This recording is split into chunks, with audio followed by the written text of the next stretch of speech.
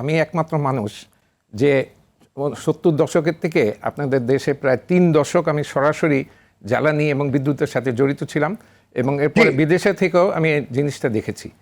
Definitely আজকের এই সংকটটা দীর্ঘদিনের অব্যবস্থাপনা, দুর্বৃত্তায়িত জ্বালানি নিরাপত্তা, হোয়াট শুড আই সে, এইটার ফসল। কারণ গত 30 বছর থেকে আমি দেশ ছাড়ার আগে থেকেই আমি কিন্তু বলে আসছি, আপনাদের সম্ভবত মনে আছে 2000 সালের দিকে যখন গ্যাস রপ্তানির বিষয়টা আসে, আমি তখন যুক্তরাষ্ট্র বা কানাডা থেকে ট্রেনিং নিয়ে এসে আমি 2003 সালে আমার মনে আছে তখন বিএনপি সরকার, সাইফুর রহমান সাহেব, আমির খসরু সাহেব, খন্দকার মোশাররফ হোসেন সাহেবের উপস্থিতিতে একটা সেমিনারে বলেছিলাম আপনারা গ্যাস রপ্তানি করবেন কি করবেন না এটা সরকারি সিদ্ধান্ত, কিন্তু আমি বিনীতভাবে অনুরোধ করছি যে আপনারা বছরে অন্ততপক্ষে 8 থেকে 10টা কূপ অনুসন্ধান করেন, নাহলে কিন্তু ডিজাস্টার ইজ এমিনেন্ট। আমার এখনও এই কথাগুলি মনে আছে, কিন্তু সেগুলি কিছুই করা হয়নি। আমার যে এখন যে একটা ধোঁয়া তোলা হয়েছে নানানভাবে, মোল্লা আমজাদ আমার ছোটো ভাই, ওর ম্যাগাজিনে তো আমি নিয়মিত রাখি, এইটা আমরা কি আমাদের ল্যান্ড সারফেসে দেখেছি? আমাদের ল্যান্ডে এখন যদি ব্যাপকভাবে সাইসমিক সার্ভে করা হয়, আমি গ্যারান্টি দিতে পারি, যেহেতু আমি অল জায়গায় কাজ করছি, আমি এই পেট্রোবাংলার সব গ্রুপের কোম্পানিতে কাজ করেছি, আমাদের শুধু সুরমা বেসিন এলাকায় আমি নিশ্চিত করে বলতে পারি সুরমা বেসিন এলাকায় এখনও 2 থেকে 3 TCF গ্যাসের সম্ভাবনা আছে।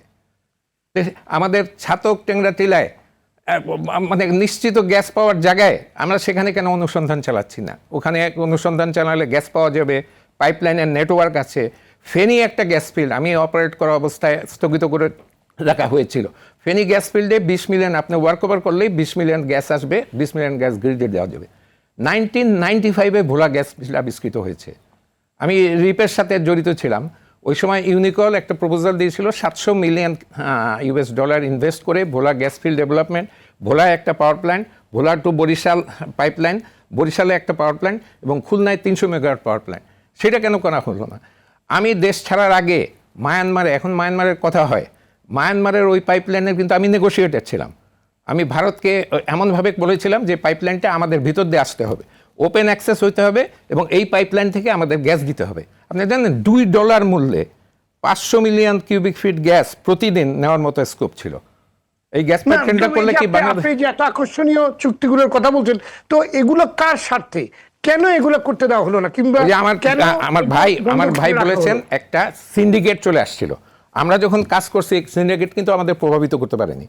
আমরা অনেক ব্যুরোক্রেট, পাওয়ারফুল ব্যুরোক্রেটদের সাথে কাজ করেছি, সিন্ডিকেট প্রভাবিত করতে পারেনি, কারণ আমাদের টেকনিক্যাল নলেজ ছিল, দেশের প্রতি কমিটমেন্ট ছিল, কিন্তু আমরা ওইগুলি অ্যালাউ করিনি। আপনি জানেন আমাদের ব্যবসায়ী সম্প্রদায়রা কিছু মনে করবেন না, আমি বাংলাদেশে থাকা অবস্থায় বেশ কিছু বড় গ্যাস স্থাপনা করে গেছি, যেগুলি আমাদের দেশীয় কন্ট্রাক্টররা দ্বিগুণ তিনগুণ মূল্যে করতে চাইছিল, কিন্তু আমরা অনেক স্ট্রাগল করে এগুলি করে গেছি।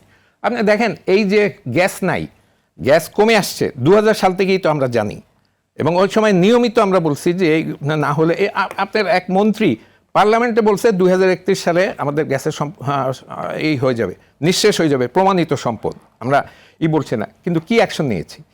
আমরা একটা ধোঁয়া তুলে দিয়েছি যে আমাদের অফশোরে গ্যাস নাই। আপনি জানেন আমি তো অনেক কোম্পানির সাথে কাজ করি, আমাদের ঠিক পাশে মায়ানমারে ডাইউপস্কোর জন্য ড্রিলিং করেছিল উডসাইড পেট্রোলিয়াম।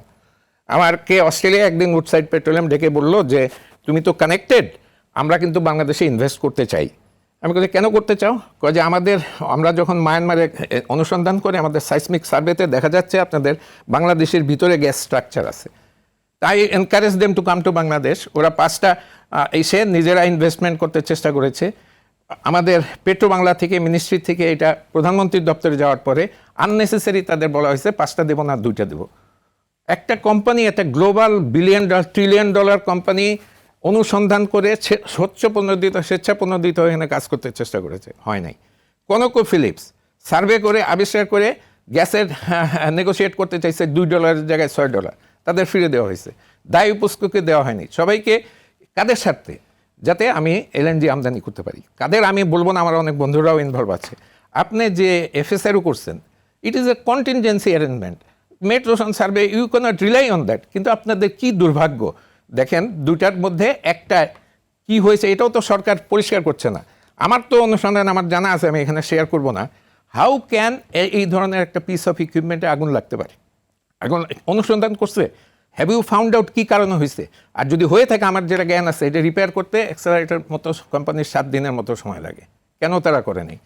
আরেকটা টার্মিনাল মেট্রোশন সার্ভে বলা আছে যে কখন কখন কোন সময় হতে পারে। আর আপনি এখন এই যুগে আপনি জানেন যে সাগর কখন উত্তাল হবে, কেন ওই উত্তাল সময়েই এসে ট্রান্সফার করতে হবে?